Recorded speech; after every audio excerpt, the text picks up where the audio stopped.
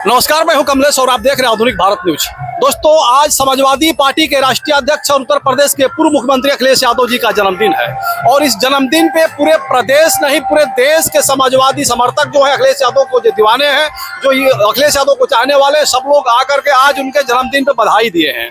और ऐसे में हमारे साथ एक ऐसी महिला खड़ी है जिनको 2 महीने पहले देखा गया था कि एक भंडारा कर रही थी। बाबा साहब भीमराव अम्बेडकर के जयंती पे भंडारा इनके द्वारा किया जा रहा था और अखिलेश यादव जा रहे थे। इन्होंने अखिलेश यादव को रोक करके भंडारा खिला दिया। भंडारा खिलाने के बाद भारतीय जनता पार्टी को यह चीज नागवार लगी कि आखिर अखिलेश यादव एक दलित समाज के बेटी के यहाँ बुलाने पे जाकर के भंडारा कैसे खा लिए।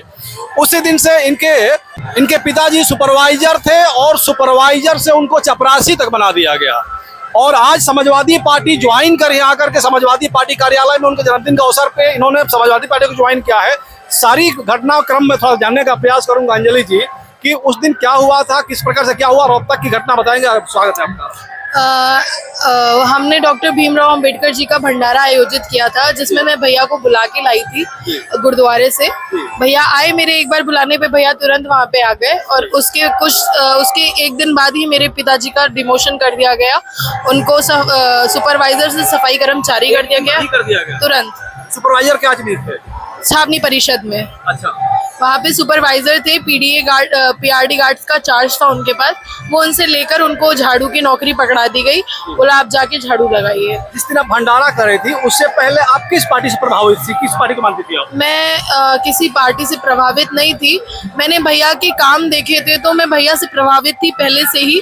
और उसके बाद जब भैया मेरे एक बार बुलाने पे आ गए तो इतने जमीनी स्तर पे जो नेता मैंने देखा उनको, वो मैंने आज तक कभी किसी को नहीं देखा। मैं इसलिए समाजवादी पार्टी से और भी ज़्यादा प्रभावित हुई। और उसके बाद भैया ने जो सम्मान मुझे और मेरे परिवार को दिया वो मैं बता भी नहीं सकती मुझे कितना भैया के थ्रू सम्मान मिला है। और भैया ने जो सम्मान अभी मुझे दिया है आज, वो मेरे लिए बिल्कुल अनएक्सपेक्टेड था। भैया ने मुझे इस बारे में कोई भी जानकारी नहीं दी थी। मैं एकदम रैंडम यहाँ पे आई हूँ भैया के बुलाने पे। और मेरा आप क्या करती थी, पहले क्या करती थी? मैं अभी टीचर हूँ। इससे पहले मेरी स्टडी अभी कंप्लीट हुई है। अभी मैं एज ए टीचर पढ़ा रही हूँ एक स्कूल में। तो अभी टीचर ही हूँ मैं। आप एक टीचर हैं और बाबा साहब भीमराव अम्बेडकर की जयंती पे आप भंडारा कर रही थी, तो उस वक्त आपको कैसे लगा कि हमको अखिलेश यादव को बुला करके अपना भंडारा खिलाना चाहिए? ऐसा क्यों है? बिल्कुल अनएक्सपेक्टेड हुआ। भैया जब सामने से निकल रहे थे तो ऐसे ही मन में आया कि भैया को बुलाते हैं। और मैं जैसे ही भैया को बोलने गई कि भैया आप आइए 2 मिनट के लिए हमारे भंडारे में, भैया तुरंत आ गए। तो जब आप बुलाने गई थी तो आपको लगा था कि इतने बड़े नेता आपके भंडारे खाने के लिए आ जाएंगे? मुझे भैया की विचारधारा पहले से ही पता थी। मुझे पता था कि भैया आएंगे, भैया मना नहीं करेंगे क्योंकि वो जमीनी नेता हैं और जमीनी लोगों के लिए हैं, तो वो जरूर आएंगे। आज आपने समाजवादी पार्टी को ज्वाइन किया है? जी, ऑफिशियली आज मैं समाजवादी हो गई। मुझे बहुत खुशी हो रही है, बहुत ज़्यादा खुशी हो रही है। इसको मैं वर्ड्स में बयां भी नहीं कर सकती कि कितनी खुशी हो रही है मुझे। क्या लग रहा है कि समाजवादी पार्टी कितनी आगे जाएगी? समाजवादी पार्टी सबके लिए काम कर रही है, पूरे पीडीए समाज के लिए काम कर रही है। और दूसरी पार्टी मैं इतना नहीं देख रही हूँ कि कोई हक की बात कर रहा है।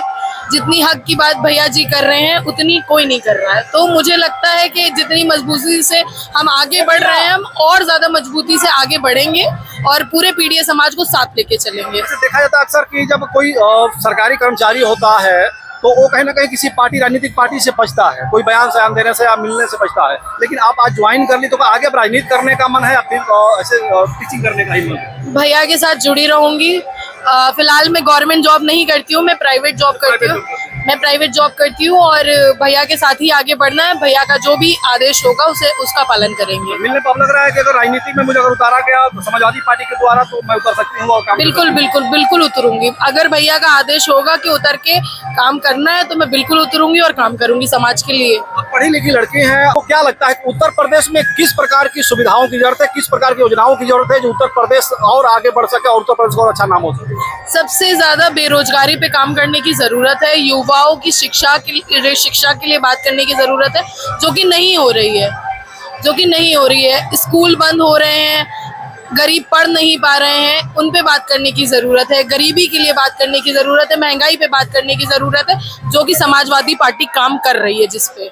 ऐसे सरकार के लिए क्या कहेंगी कि अगर कोई आम आदमी, अगर कोई आम व्यक्ति अगर किसी नेता को, विपक्ष के नेता को बुला करके भंडारा खिला देता है तो उसके परिवार को बर्बाद करने पर तुल जाते हैं लोग। इसके लिए इसे सरकारों के लिए क्या कहेंगे? इस विचारधारा के लिए क्या कहेंगे? बहुत बहुत निंदनीय है ये, बहुत खराब।